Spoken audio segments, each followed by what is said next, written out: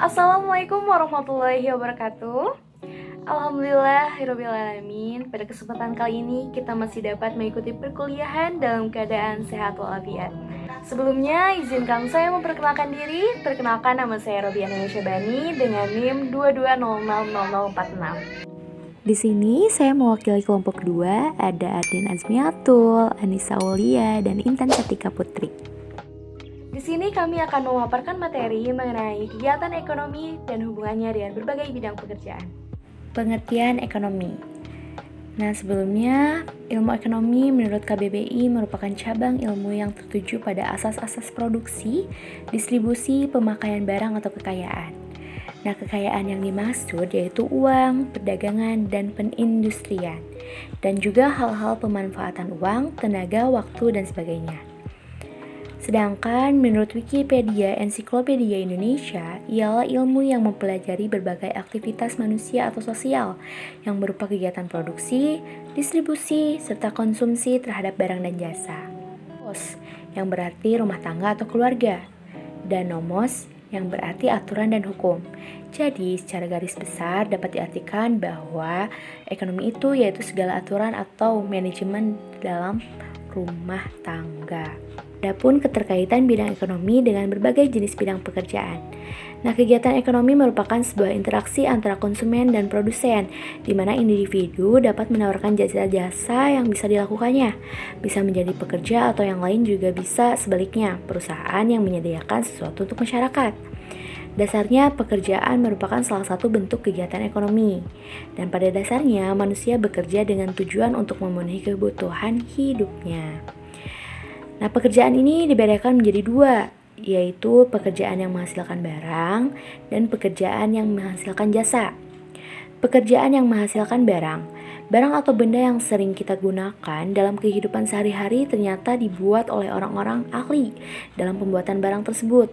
Nah, contoh pekerjaannya yang menghasilkan barang ialah tukang kayu, nelayan, pengrajin bambu, petani sayur. Lalu yang kedua, pekerjaan yang menghasilkan jasa. Jasa itu adalah suatu barang yang tidak berwujud tetapi dapat memberikan kepuasan dan memenuhi kebutuhan masyarakat. Pekerjaan yang menghasilkan jasa adalah pekerjaan yang bisa dinikmati dan dirasakan oleh orang lain. Nah, contohnya seperti guru, dokter, polisi, dan montir. Selanjutnya, pengembangan ekonomi. Nah, pengembangan ekonomi adalah proses perkembangan berupa kenaikan dalam jangka panjang dari satu negara atau perusahaan untuk menyediakan banyak barang yang mendukung perkembangan ekonomi yang disesuaikan dengan tingkat kebutuhan. Adanya perkembangan ekonomi ini tidak jauh dari pembangunan ekonomi.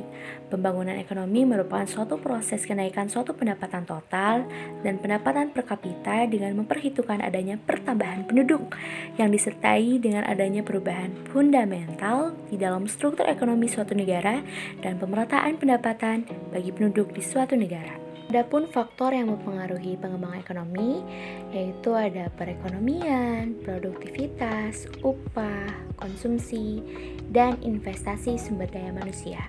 Selain itu, sumber daya alam, iptek, budaya, dan modal juga menjadi faktor perkembangan ekonomi. Adapun jenis-jenis ekonomi yaitu ekonomi tradisional, ekonomi komando, pasar, campuran, sosialis, liberal, dan kerakyatan. Nah, macam-macam aktivitas ekonomi ini ada 3, yaitu produksi, distribusi, dan konsumsi. Selanjutnya ada dampak globalisasi ekonomi. Nah, tentunya dalam keberlangsungan kegiatan ekonomi itu dipengaruhi oleh globalisasi, di mana globalisasi ini berkaitan erat dengan kemajuan ataupun perubahan yang terjadi di dunia. Dalam praktiknya, pasti selalu terjadi ketidakseimbangan globalisasi khususnya di bidang ekonomi. Hal ini dipengaruhi oleh dampak positif serta dampak negatif kehidupan global terhadap kemajuan ekonomi. Nah, adapun dampak positif globalisasi pada aspek ekonomi yaitu meningkatnya perkembangan teknologi sehingga dapat mempermudah perdagangan serta meningkatkan daya saing secara nasional bahkan internasional. Di sisi lain, globalisasi ekonomi juga memiliki dampak negatif, yakni adanya kesenjangan atau ketidakseimbangan ekonomi.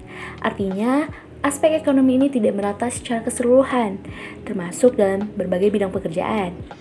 Ketidakmerataan ekonomi ini akan mempengaruhi aktivitas ekonomi, begitu pula dengan para pelaku ekonomi. Nah, dampak dari globalisasi ekonomi ini tentunya berpengaruh juga di bidang pendidikan. Kemajuan dunia pendidikan ini tentunya membutuhkan aspek ekonomi sebagai pendukung utama. Ekonomi ini tentunya berperan sangat penting dalam pengembangan lembaga pendidikan. Dalam meningkatkan daya saing baik dari sumber daya manusia maupun aspek pendukung lainnya tentunya membutuhkan ekonomi yang memadai. Di sanalah aktivitas ekonomi pun pasti terjadi, seperti proses penawaran serta permintaan. Selanjutnya, dampak aktivitas ekonomi. Nah, aktivitas atau kegiatan ekonomi ini memiliki banyak bentuk. Bahkan, tanpa disadari, beberapa kegiatan sehari-hari di sekolah pun merupakan aktivitas ekonomi. Banyak dampak positif dari aktivitas ekonomi ini yang menjadi salah satu faktor pengaruh karakter peserta didik juga. Dengan adanya aktivitas ekonomi ini, peserta didik dapat menambah pengetahuannya, juga dapat menerapkannya selain di lingkungan sekolah. Salah satu contohnya, aktivitas ekonomi menabung di sekolah. Nah, secara tidak langsung, peserta didik ini diajarkan untuk dapat menyisihkan uangnya dengan menabung. Dengan demikian, terciptalah karakter peserta didik yang baik dengan belajar menghemat dan tidak boros. Contoh penerapan aktivitas ekonomi lainnya adalah kegiatan jual beli di koperasi atau kantin sekolah, dan adanya bendahara kelas yang bertugas mengelola pemasukan serta pengeluaran kelas. Itu merupakan beberapa contoh kegiatan atau aktivitas ekonomi.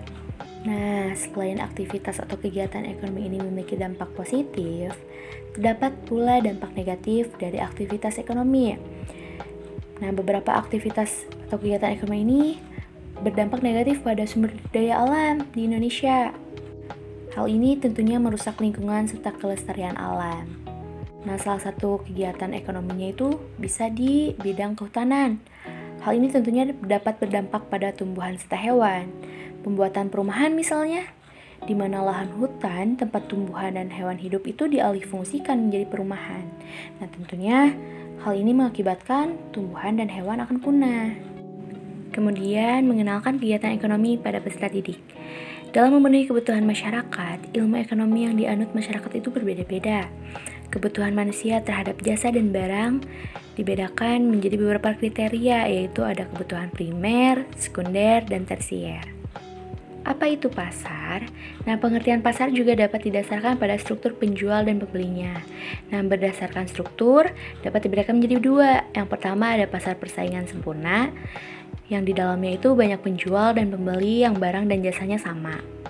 Yang kedua, pasar persaingan tidak sempurna. Dengan kata lain, pengertian pasar persaingan tidak sempurna adalah suatu bentuk pasar yang hanya ada penjual tunggal atau beberapa saja. Hal ini pula yang menjadikan pembeli terlihat begitu pasif. Pada pasar persaingan tidak sempurna, para penjual dapat menentukan harga barang. Harga yang dijual belikan tersebut memiliki jenis yang berbeda atau terdapat berbagai jenis barang. Nah, langkah lain untuk mengenalkan kegiatan ekonomi pada peserta didik sekolah dasar yaitu dengan mengenal beberapa profesi. Mengapa demikian? Karena hal tersebut mungkin yang akan diamati oleh anak. Tak lepas dari itu, di sekolah pun sudah diajarkan dengan diperkuat pendapat dari Insinyur Ciputra dalam Yasar 2010 bahwa sejumlah entrepreneur minimal 2% dari populasi suatu bangsa yang mampu mendobrak kemajuan ekonomi. Adapun beberapa kegiatan yang mampu mengenalkan ekonomi untuk usia anak sekolah dasar, salah satunya yaitu Market Day. Market Day ini adalah suatu kegiatan yang diadakan di sekolah dengan maksud anak itu dapat menjual barang karya mereka berupa barang maupun makanan. Nah, tak hanya itu, anak pun dikenalkan dengan bagaimana perasaan atau proses jual beli itu berlangsung, bagaimana anak memenuhi permintaan konsumen dan juga terjadinya tawar-menawar. Sekian yang dapat kami sampaikan. Mohon maaf apabila banyak kekurangan. Terima kasih. Wassalamualaikum warahmatullahi wabarakatuh.